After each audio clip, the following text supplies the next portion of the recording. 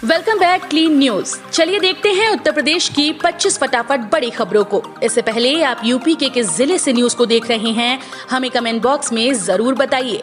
साथ ही daily update रहने के लिए चैनल को सब्सक्राइब कर बेल आइकन को दबाना बिल्कुल न भूलें। आज का लाइक एम 3000 है, उम्मीद करते हैं आप इसे जरूर पूरा करेंगे।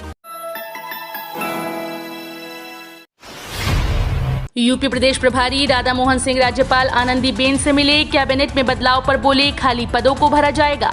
उत्तर प्रदेश में आगामी विधानसभा चुनाव की तैयारियों में जुटे भाजपा संगठन के बीच खींचतान और यूपी कैबिनेट में फेरबदल को लेकर चल रही अटकलों के बीच पार्टी के प्रदेश प्रभारी राधा मोहन सिंह ने रविवार को राज्यपाल आनंदीबेन पटेल से मुलाकात की।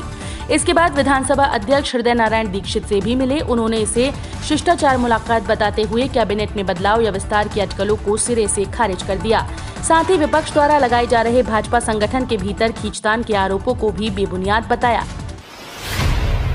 सीएम योगी आदित्यनाथ की जान को खतरा, गोरखनाथ मंदिर से सटे अल्पसंख्यकों के घरों को कराया जाएगा खाली।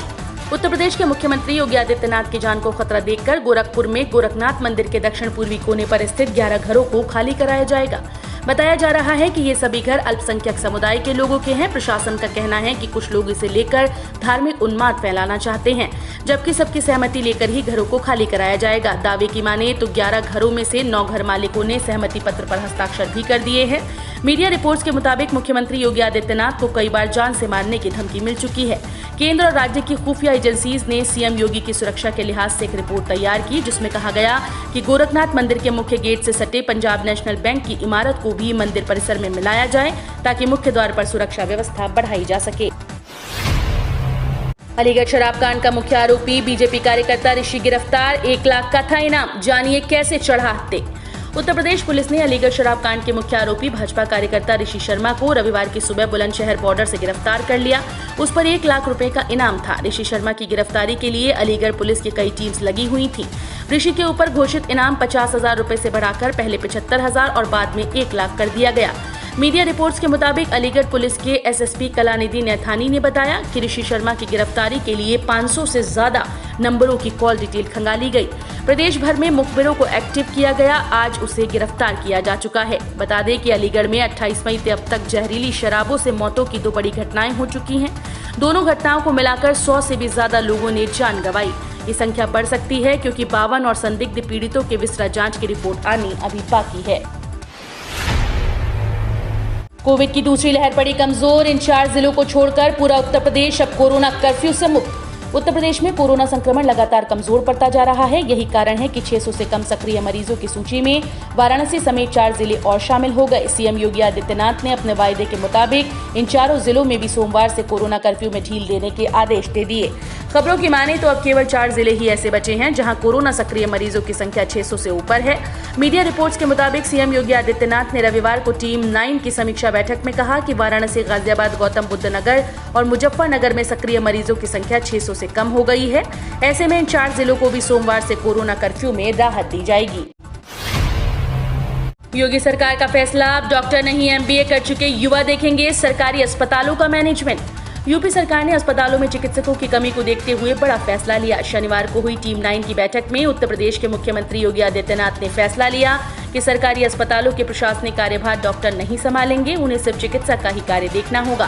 प्रशासनिक और प्रबंधकीय कार्यों से डॉक्टर्स को कार्यमुक्त करने का फैसला लिया गया। इस काम के लिए एमबीए कर चुके युवाओं को मौका दिया जाएगा।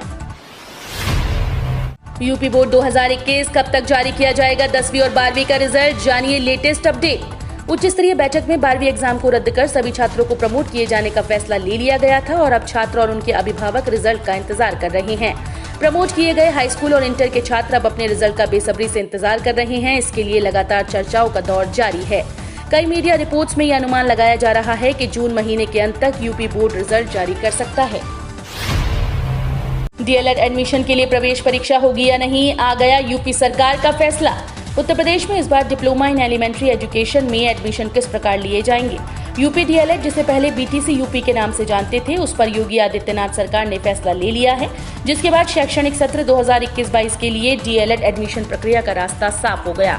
डीएलएड एडमिशन के लिए उत्तर प्रदेश परीक्षा नियामक प्राधिकारी ने प्रवेश परीक्षा लिए जाने का प्रस्ताव सरकार को भेजा था, लेकिन सरकार ने ये प्रस्ताव मंजूर नहीं किया। यानी इस बार भी कक्षा 10वीं, 12वीं व ग्रेजुएशन के मार्क्स के आधार पर ही DLED कोर्सेज में एडमिशन लिए जाएंगे। कोरोना में माता पिता को खोने वाले बच्चों के लिए योगी सरकार की योजना, 2 लाख सालाना आय वाले गार्जियन को मिलेगी सहायता। कोरोना वायरस महामारी के चलते अपने माता पिता को गंवाने वाले बच्चों के लिए सरकार ने एक और पहल की है। उत्तर प्रदेश के मुख्यमंत्री योगी आदित्यनाथ ने इन्हें दी जाने वाली सहायता में संशोधन किया है। जिन बच्चों के अभिभावक की आय सालाना 2 लाख रुपए से कम है, उन्हें मदद की श्रेणी में रखा गया है। मुख्यमंत्री ने अधिकारियों को निर्देश दिया कि कानूनी या नैसर्गिक रूप से अभिभावकों की वार्षिक आय 2 लाख रुपए की सीमा बहुत कम है, इसलिए इसे बढ़ाया जाना चाहिए। पूर्व नौकरशाहों का पीएम मोदी को खुला पत्र, लक्षद्वीप में जो रहा वो परेशान करने वाला घटनाक्रम। पूर्व नौकरशाहों ने एक बार फिर प्रधानमंत्री नरेंद्र मोदी को खुला पत्र लिखा है। इस पत्र में लक्षद्वीप के हालात पर ध्यान देने का आग्रह किया।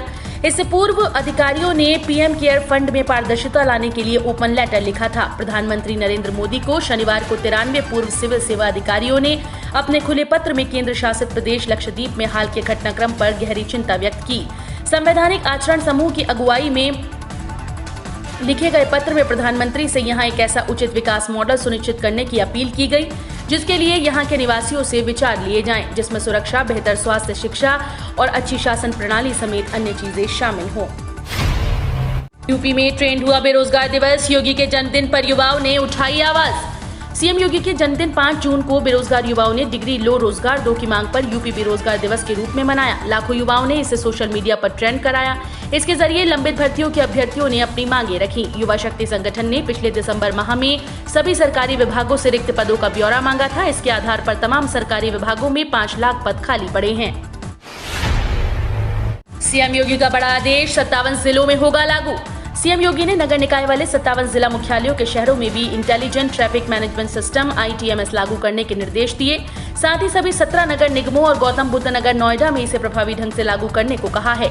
सीएम ने कहा कि प्रदेश के सभी जिलों में नगरीय और अंतर जनपदीय ट्रैफिक का प्रभावी संचालन और इसकी मॉनिटरिंग अत्यंत आवश्यक है। प्रदेश को नहीं मिल सकता योगी से अच्छा सीएम, स्वतंत्र देव सिंह। प्रदेश में काफी समय से सरकार में फेरबदल के चल रहे कयासों के बीच भाजपा प्रदेश अध्यक्ष स्वतंत्र देव सिंह ने बड़ा बयान दिया। उन्होंने सीएम योगी आदित्यनाथ की तारीफ करते हुए कहा कि प्रदेश को योगी आदित्यनाथ जैसा मुख्यमंत्री नहीं मिल सकता। कोई भी मुख्यमंत्री योगी आदित्यनाथ जैसा परिश्रमी और ईमानदार नहीं हो सकता। उन्होंने कहा कि अपने कार्यकाल में सीएम योगी ने कानून का राज स्थापित किया है। 4 साल में 4 लाख युवाओं को मिली सरकारी नौकरी, योगी आदित्यनाथ। उत्तर प्रदेश के मुख्यमंत्री योगी आदित्यनाथ ने कहा कि मिशन रोजगार के तहत पिछले 4 वर्षों में करीब 4 लाख युवाओं को सरकारी नौकरियां उपलब्ध कराई गयी। सीएम योगी ने रविवार को कहा कि कोरोना कालखंड में कोविड-19 पर सभी के सहयोग से नियंत्रण पाने के साथ साथ रोजगार और आर्थिक विकास की गतिविधियों को संचालित किया गया है। प्रदेश में मिशन रोजगार के तहत बड़े पैमाने पर निष्पक्ष व पारदर्शी तरीके से विगत 4 वर्षों में लगभग 4 लाख युवाओं को सरकारी नौकरियां उपलब्ध कराई गयी। सभी चयन परीक्षाओं में नियमों का पूर्ण पालन करते हुए समयबद्ध ढंग से योग्य अभ्यर्थियों की भर्ती की गई। CTET 2021 कैट ने शिक्षक भर्ती में CTET से छूट देने पर उठाए सवाल। सर्वोच्च न्यायालय में अंतिम फैसला होने के बाद विशेष शिक्षक पद पर नियुक्त होने तक केंद्रीय शिक्षक पात्रता परीक्षा पास करने की छूट देने पर केंद्रीय प्रशासनिक न्यायाधिकरण ने सरकार को आड़े हाथों लिया। न्यायाधिकरण ने कहा कि ये समझ से परे है कि जब सर्वोच्च न्यायालय द्वारा कुछ सिद्धांत निर्धारित करके इस मसले पर विस्तृत निर्णय दे दिया था, तो दिल्ली सरकार प्रशासन ने क्यों CTET में छूट देने का निर्णय लिया। रेलवे भर्ती 2021 10वीं पास के लिए बिना परीक्षा 3,322 भर्तियां, 10वीं के मार्क्स से होगा चयन। दक्षिण रेलवे ने ट्रेंड अप्रेंटाइज की कुल 3,322 वैकेंसी निकाली हैं। ये नियुक्तियां फीटर, वेल्डर, पेंटर समेत विभिन्न ट्रेड्स के लिए की जाएंगी। ऑनलाइन आवेदन की अंतिम तिथि 30 जून 2021 है। अप्रेंटाइज की इस भर्ती के लिए कोई परीक्षा और इंटरव्यू नहीं होगा। ये भर्ती 10वीं कक्षा व ITI कोर्स में प्राप्त मार्क्स के आधार पर होगी। दोनों के मार्क्स को बराबर वेटेज दिया जाएगा। इन मार्क्स के आधार पर एक मेरिट बनेगी। इसी मेरिट के आधार पर उम्मीदवारों का चयन होगा। इच्छुक उम्मीदवार www.sr.indianrailways.gov.in पर जाकर ऑनलाइन आवेदन करेंगे। ध्यान रहे, इस भर्ती के लिए डिप्लोमा व डिग्री प्राप्त अभ्यर्थी आवेदन नहीं कर सकते। Fitter, painter, welder, medical laboratory technician category में अप्रेंटाइशिप के लिए सिर्फ 10वीं 12वीं पास भी आवेदन कर सकते हैं। इस साल खूब भीगेगा यूपी, मौसम विभाग ने बताया। मानसून कब देगा दस्तक। मानसून ने बीते रविवार देश में एंट्री कर ली। मौसम विभाग के मुताबिक जून के तीसरे हफ्ते के आखिर में यूपी में मानसून आ सकता है। वेस्टर्न यूपी में सामान्य बारिश तो ईस्टर्न यूपी में 106% बारिश हो सकती है। इसी बीच शनिवार को लखीमपुर, फर्रुखाबाद, हरदोई, सीतापुर, बहराइच, सुल्तानपुर, बाराबंकी समेत लखनऊ के आसपास के जिलों में बारिश हुई। यानी यूपी वालों को मानसून के लिए 2 हफ्ते का और इंतजार करना होगा। एसबीआई के ग्राहक ध्यान दें, बैंक ने बंद कर दी ये ऑनलाइन सेवा। एसबीआई के ग्राहकों को अकाउंट से आधार नंबर लिंक या अपडेट कराने के लिए अब बैंक जाना पड़ेगा। पहले ये काम आसानी से ऑनलाइन हो जाता था, मगर अब इसके लिए आपको बैंक के ब्रांच में जाने की जरूरत पड़ेगी। बैंक ने इस बारे में खुद ट्वीट कर ये जानकारी दी। बता दें, अकाउंट से आधार नंबर लिंक कराना जरूरी है। इसके बिना आप किसी भी सरकारी योजना का लाभ नहीं उठा सकते। लॉन्च होगा इनकम टैक्स डिपार्टमेंट का नया पोर्टल, ये होंगे बदलाव। इनकम टैक्स डिपार्टमेंट 7 जून को नया पोर्टल शुरू करने जा रहा है। इस पर करदाता ऑनलाइन विवरण प्रस्तुत कर सकेंगे। ये पोर्टल प्रस्तुत विवरण की तत्काल प्रोसेसिंग की सुविधा से जुड़ा होगा और इससे कर रिफंड की प्रक्रिया भी जल्दी पूरी की जा सकेगी। पोर्टल www.incometax.gov.in से करदाताओं को विवरण प्रस्तुत करने में सहजता का अनुभव होगा। पोर्टल पेश किए जाने के बाद में मोबाइल ऐप भी जारी किया जाएगा। आज फिर महंगा हुआ पेट्रोल डीजल, फटाफट चेक करें दाम। देश भर में पेट्रोल डीजल के दामों में आज फिर बढ़ोतरी हुई। पेट्रोल के दाम में 26 से 27 पैसे प्रति लीटर और डीजल के दाम में 29 से 31 पैसे प्रति लीटर का इजाफा हुआ। दिल्ली में 1 लीटर पेट्रोल की कीमत 95.03 रुपए और डीजल का भाव 85.95 रुपए प्रति लीटर पर पहुंच गया। वहीं मुंबई में पेट्रोल 101.25 रुपए प्रति लीटर और डीजल 93.30 रुपए प्रति लीटर पहुंच गया। इंडिगो का मार्च तिमाही का घाटा बढ़ा, पहुंचा 1147 करोड़ रुपए तक। इंडिगो को 31 मार्च 2021 को सप्ताह तिमाही में समेकित रूप से 1147.2 करोड़ रुपए का घाटा हुआ। एक साल पहले इसी तिमाही में इसे 870.8 करोड़ रुपए का घाटा हुआ था। इंडिगो देश की सबसे बड़ी एयरलाइन है। इसके बेड़े में मार्च के अंत में 285 विमान थे। कोरोना से विमान सेवा पूरी तरह से प्रभावित है।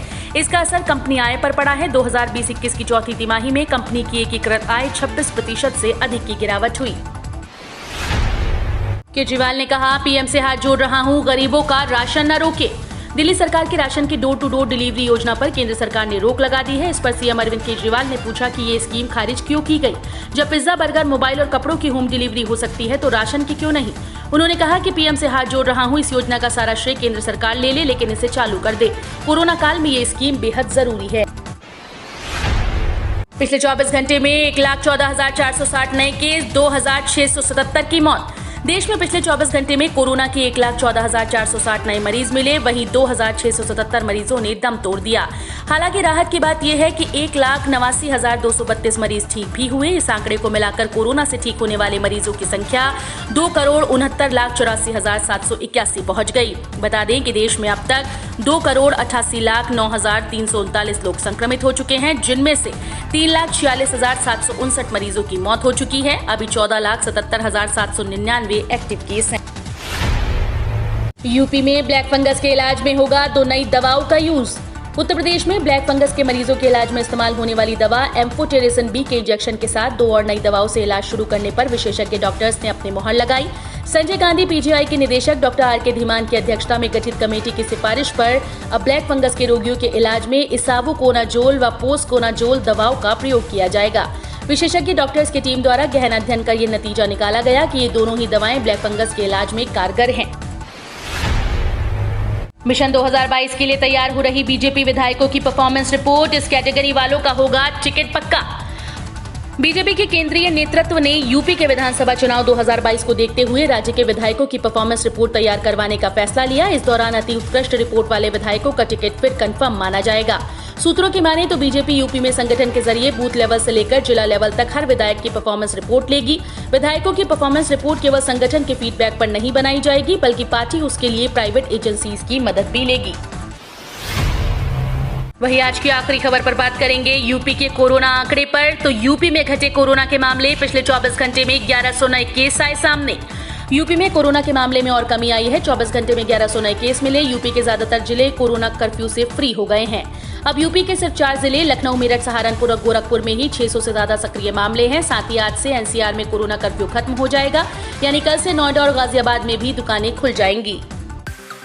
हम रोज ऐसे ही न्यूज लाते रहेंगे। यदि आपने अभी तक क्लीन न्यूज यूपी को सब्सक्राइब नहीं किया है तो फटाफट सब्सक्राइब कर लें। साथ ही बेल आइकन को प्रेस करना बिल्कुल ना भूलें ताकि लेटेस्ट अपडेट मिस ना हो।